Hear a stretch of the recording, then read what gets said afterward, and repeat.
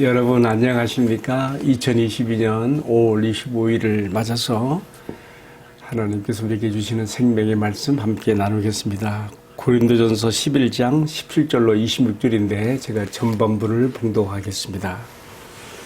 내가 명하는 이 일에 너희를 칭찬하지 아니하나니 이는 너희의 모임이 유익이 못되고 도리어 해로움이라.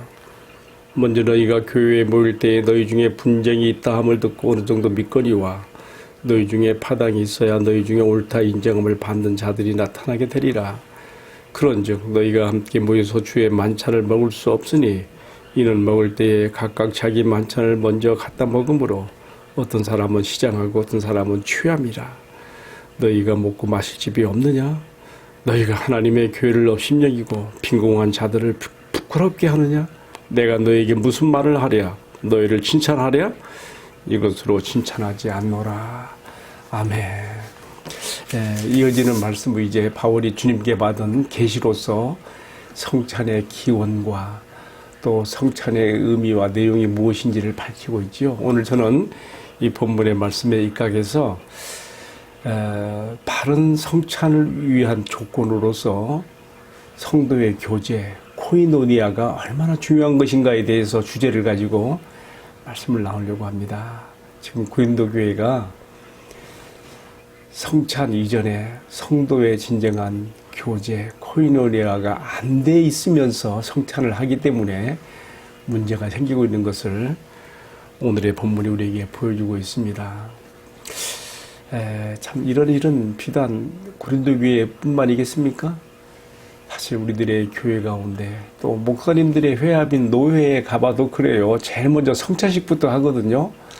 그리고 나서는 막 분쟁, 막 대립 이런 게 막 나타나요. 참 우리가 주님 앞에 가장 거룩한 성물인 우리의 은혜의 수단이 되는 성찬을 우리가 앞에 놓고 진정한 성도의 교제, 아가페적인 사랑의 코이노니아를 이루지 못하기 때문에 그 성찬이 성찬답게 되지 못해서 은혜가 되지 못하는 그런 안타까움들이 많이 있습니다. 오늘 말씀이 바로 그 점을 좀 이야기하고 있습니다. 자, 우리는 고린도전서를 시작하면서 바울이 고린도 교회를 향한 여러 가지 문제 중에 제일 먼저 책망한 것이 뭐냐면요, 너희 중에 분쟁과 분파가 있다고 하는 것이라 하면서 교회 내에 있는 그 파쟁에 대해서 책망했죠. 1장에 나오는 얘기입니다. 그런데 이러한 교회 내에 파쟁, 분쟁이 성도의 코이노니아로 참여해야 될 주님의 성찬상에까지 영향을 미치고 있는 것을 바울은 매우 근심하는 마음으로 오늘 말씀에 지금 고린도 교인들을 책망하고 있습니다. 제가 읽은 말씀 11장 17절부터 22절까지 다 그런 내용이에요. 오죽하면 22절에 너희가 먹고 마실 집이 없느냐? 너희가 하나님의 교회를 업신여기고 빈궁한 자들을 부끄럽게 하느냐? 내가 너희에게 무슨 말하랴? 너희를 칭찬하랴? 이것은 너희를 칭찬하지 아니하노라. 사랑의 사도가 아주 강한 책망을 쏟아붓고 있습니다. 근데 왜 이렇게 되었는가를 이유를 생각해야 돼요. 왜 그랬는가 하면요, 초기교회 시대에는요, 성찬, 오늘 우리 교회 시대처럼 이렇게 성찬만 하는 게 아니고 성찬 앞에 만찬을 했어요. 마치 그 6월절에 그 의식이 이렇게 진행되는 만찬이 또 이렇게 또 6월절의 의식으로 이어지는 것처럼 만찬이 성찬식으로 이어지다 보니까 뒤에 있게 되는 성찬에 대해서 앞에 만찬이 너무 무분별하게 진행되는 것 때문에 다 망치는 거예요. 지금 바울이 지금 그 점을 지적했어요. 그 당시에 만찬을 하는 데는 각자 집에서 자신들이 먹을 걸 가져왔는가 봐요. 그러면 가난한 자나 부자나 자기들이 집에서 뭐 요리한 것이라든가 뭐 먹을 거 가져왔으면 같이 이렇게 싸놓고 같이, 교회에 참 그리스도의 교회의 능력이 어디 있습니까? 세상은 가난한 자, 부한 자 차별하고 배운 자 못 배워 차별하지만 교회는 그게 아니잖아요. 그리스도 안에서 모두가 다 한 형제의 자매가 될 수 있잖아요. 그러면 가져온 거 같이 함께 싸놓고 섞어놓고 분배해서 같이 먹으면 얼마나 좋아요. 그렇지 않다 그랬어요. 오늘 말씀해 보니까 부자들은요, 자기 그 가져온 것 끼리 이렇게 모여서 이렇게 먹게 되는 그런 그 패단을 보였어요. 그러다 보니까 21절 이하에 보면은 가난한 자들을 부끄럽게 만들고 또 이 예식에 조금 늦게 참여한 사람들은 먹을 것이 없는 거예요. 다 앞에 먹어버려갖고. 여러분, 먹는 문제가 이게 별거 아닌 것 같아도 대단히 마음에 섭섭함을 주는 거예요. 그래서 정작 이 만찬에서 성찬으로 이어지는 과정에서 시험이 오는 거고, 에이, 이게 뭐 교회야. 이게 뭐, 그게 참 이 부정적인 것들이 막 나타나는 것이죠. 그래서 바울은 지금 바로 이 점을 너희가 성찬 이전에 만찬을 먼저 진행하는 과정에서 너무 패단이 많구나. 여기서부터 진정한 성도의 규제가 이루어지지 않고 여기서부터 파탄이 나니까 너희가 진정한 성찬으로 그리스도의 우리를 위해서 참 희생하신 그 몸 그리고 그 피 흘려주신 피를 참 기념하고 감사하며 받는 그 성찬은 이미 거기서 이미 앞에서부터 이미 상하여지는 것을 우리에게 보여주고 있는 것이죠. 그래서 오늘 저는 이 본문의 말씀을 묵상하면서 이어지는 이제 바울이 23절부터 26절까지는 성찬의 의미가 무엇인가에 대해서 잘 설명해 주고 있어요. 너희들이 이런 걸 모르고 이렇게 참여하는 것 때문에 만찬으로 성찬을 그르치고 있는가? 지금 거기에 대한 책망이거든요.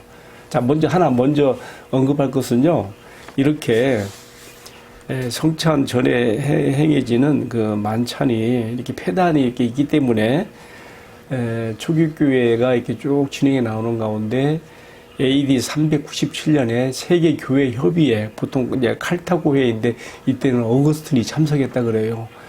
아주 그 칼타고 회의에서 이때부터 만찬을 폐하고 교회가 성찬만 진행하는 것으로 그렇게 이제 제정이 되고 그렇게 교회 역사가 흘러오고 있습니다. 우리가 이런 점도 역사적으로 이해할 필요가 있습니다. 자, 오늘의 말씀 이렇게 한번 제가 네 가지로 한번 정리해 봤습니다. 첫 번째로는요, 성찬을 하기 전에 만찬에서 진정한 교제가 이루어지지 못한다면 이것은 주님과 함께하는 성찬으로 이어질 수가 없고 차라리 이러한 만찬은 폐기함이 옳다. 그래서 방금 말씀드린 것처럼 세계교회협의회 기독교 역사에 나타난 이야기예요. AD 397년 카르타고 회의에서 만찬을 폐기하고 성찬으로만 나가는 그런 결정을 하게 되는 것이요.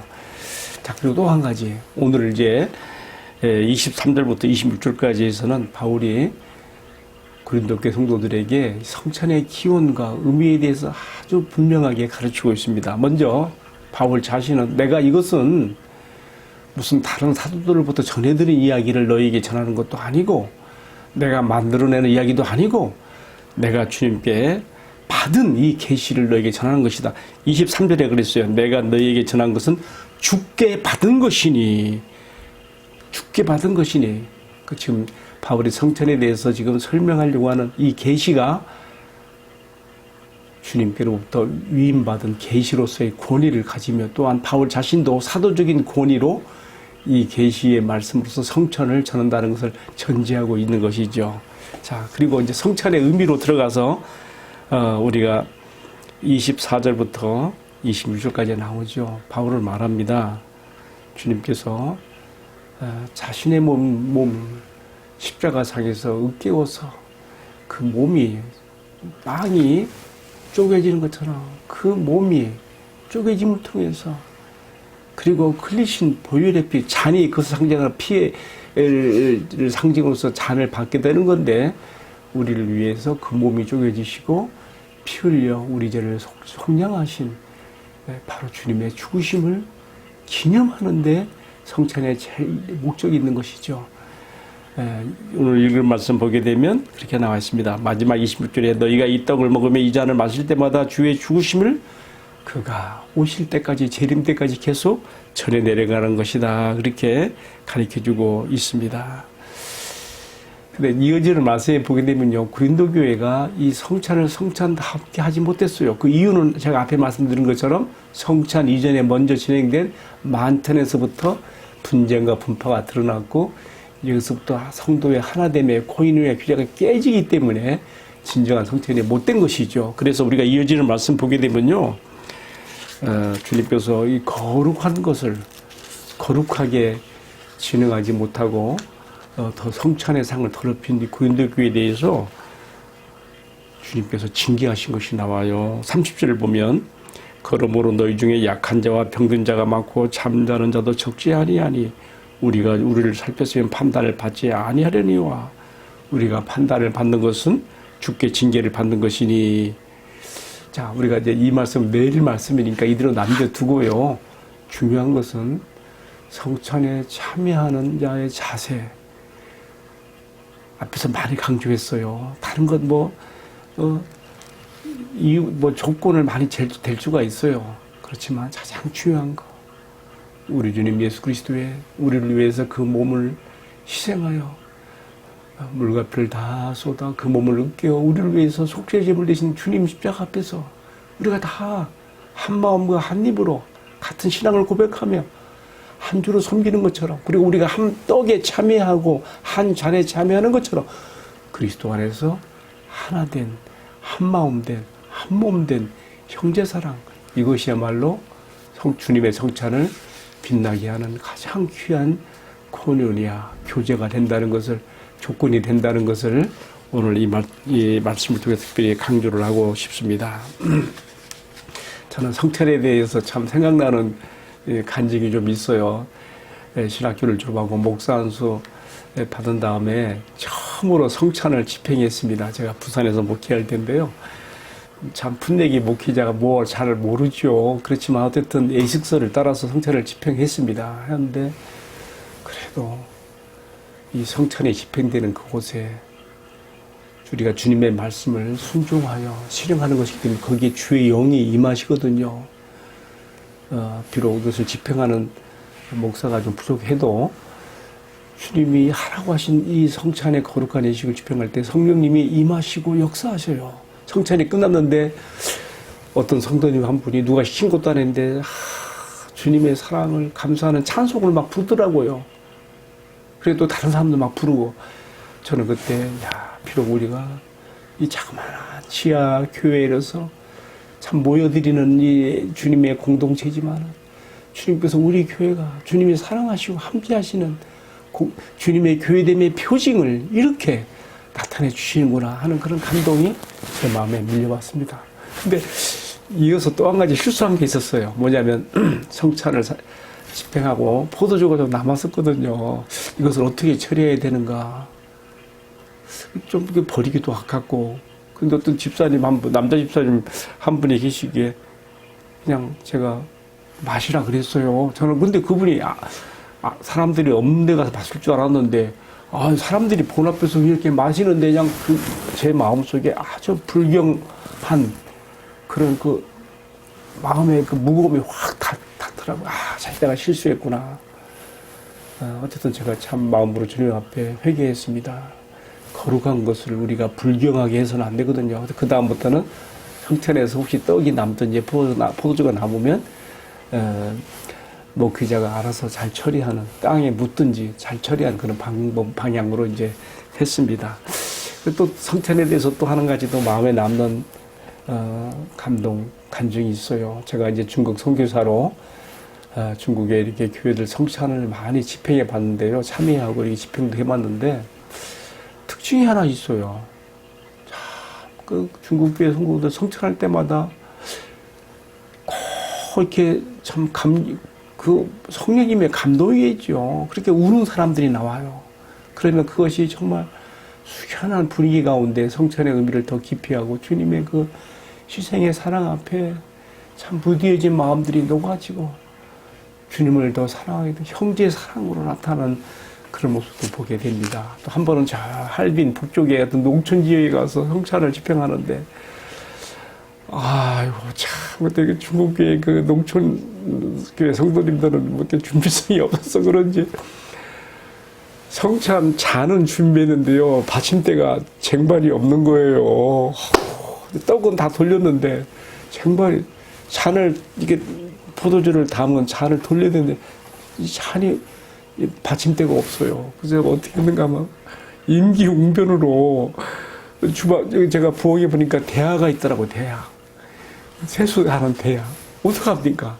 그 대야에다가라도 이 잔을 담아가지고 이렇게 포도주를 부은 것을 돌렸지요. 어쨌든 비록 형식은 진행은 이렇게 참 부족했지만은 좀 부끄러움도 있지만은 그런데 중요한 것은 중국계 성도들이 성찬의 떡과 또 잔을 받아 마실 때 거기서 참 주님께 향한 감사와 사랑의 표시로 막 그 눈물이 나오는 거예요.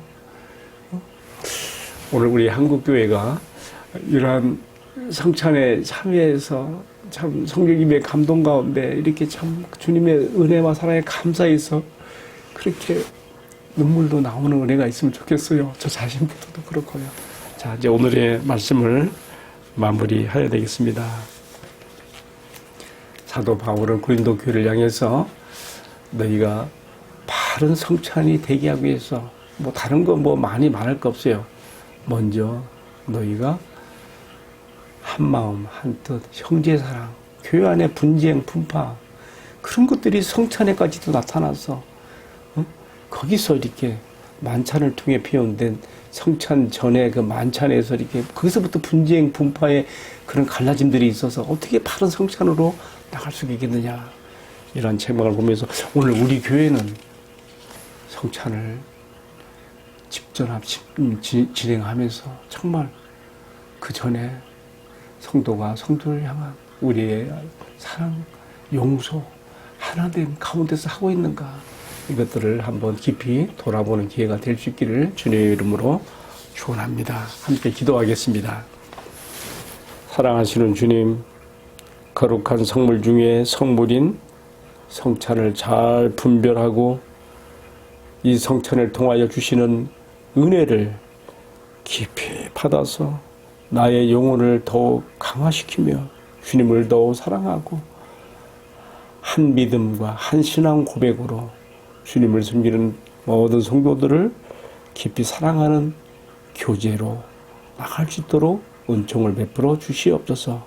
오늘도 이 말씀을 함께한 모든 성도들 가운데 주님의 성령의 위로와 평강과 은혜가 함께 하시며 우리가 다 서로 모르는 사람들이지만은 성령 안에서 서로를 위해서 기도해 주며 성령 안에서 코이노니아 하나됨을 이루어가는 영적 교제가 이루어지도록 축복해 주옵소서. 이 모든 말씀을 존귀하신 우리 주님 예수 그리스도의 이름으로 기도 올리옵나이다. 아멘. 예, 마쳤습니다. 사실 오늘은 제가 수요일은 제가 지방에 강의를 나가기 때문에 제가 말씀 영상을 올리지 않는 날인데요. 지금 생명의 삶 게시판이 서버가 고장이라 갖고 어제 저녁부터 오늘 하루 종일 지금 글이 못 올라가고 아무 그 말씀 나눔이 안 되고 있어요. 그래서 제가 나라도 해야 되겠다 생각이 들어서 오늘 본래는 하지 않는 날인데 제가 이렇게 하게 되었습니다. 여러분 시청해 주셔서 감사합니다.